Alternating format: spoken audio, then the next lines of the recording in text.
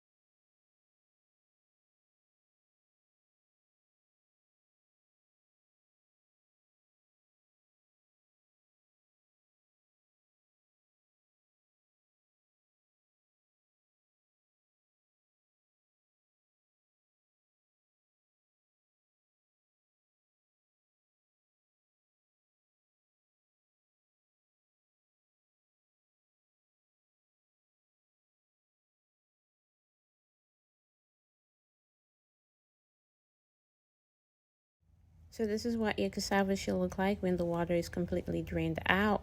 And then I'm also going to add about a pinch of salt and mix that into our cassava really well.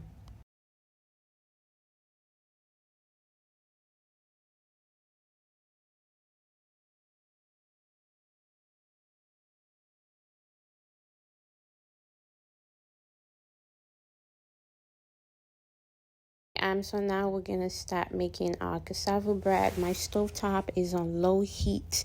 I did not have a cookie cutter, so I'm just using my spoon.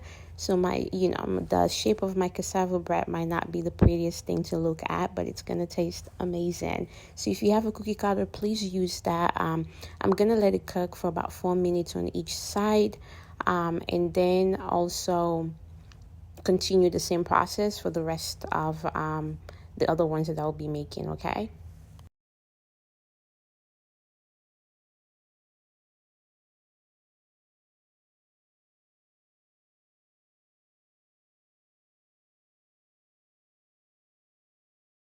So these are the ingredients that I'll be using for the gravy and then also for the fish, the green sauce. So I'm going to write all of it below the video so you can check that out, okay?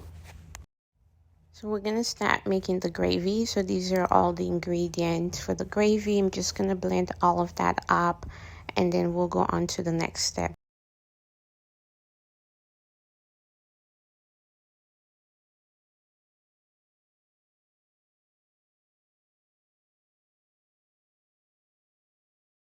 So now that the onions have cooked a little bit, we're going to add our blended ingredients onto the onions.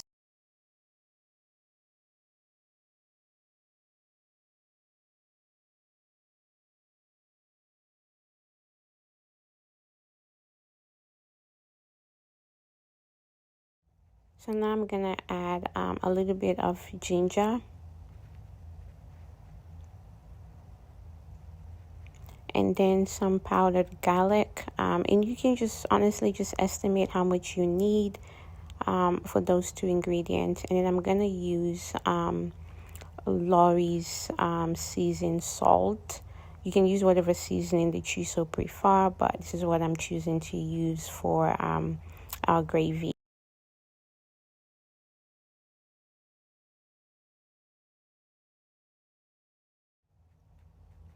And then I'm going to add a little bit of tomato paste.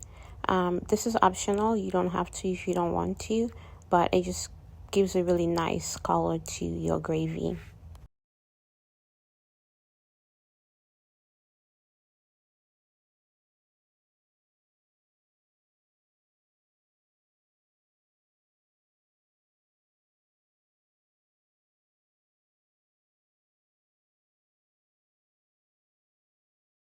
And then we're going to let it cook for about 5 minutes, okay? This is what it looks like after 5 minutes. I'm going to mix it to see if there's still water in it, but I think there is because you can see it. So yes, there's still a lot of water, so we're gonna let it cook until the water completely dries out.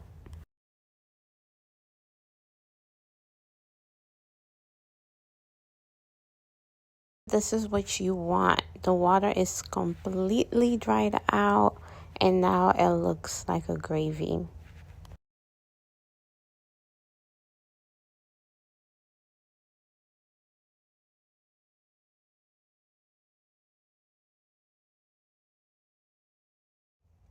Now we're gonna blend the ingredients for our fish, the green sauce.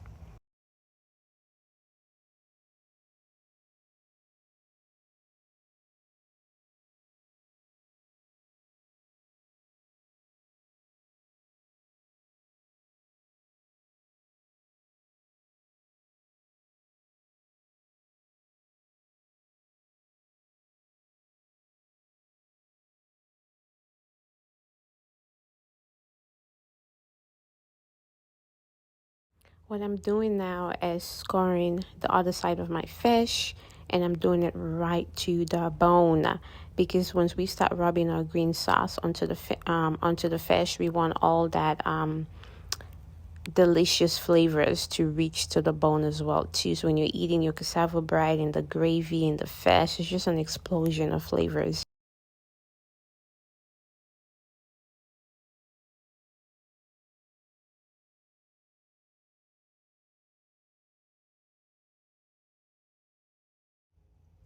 So guys, one thing that you need to do before you start rubbing your green sauce onto the fish, make sure that you season your fish with a little bit of salt, and also don't forget to add a little bit of seasoning onto your green sauce.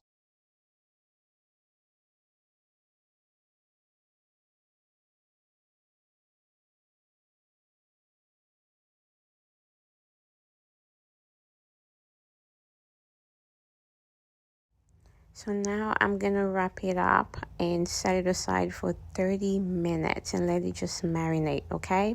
And then once we come back, we're gonna fry it.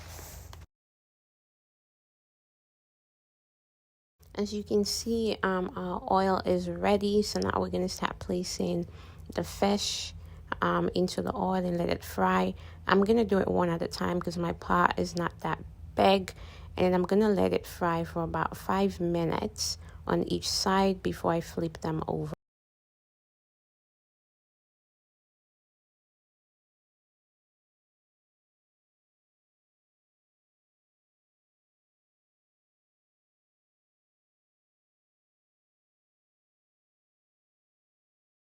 You guys, look at how great that looked. Just imagine the flavors in this fish. Imagine it. So now I'm going to squeeze some lemon onto a finished fish. That acid is just going to really elevate stuff.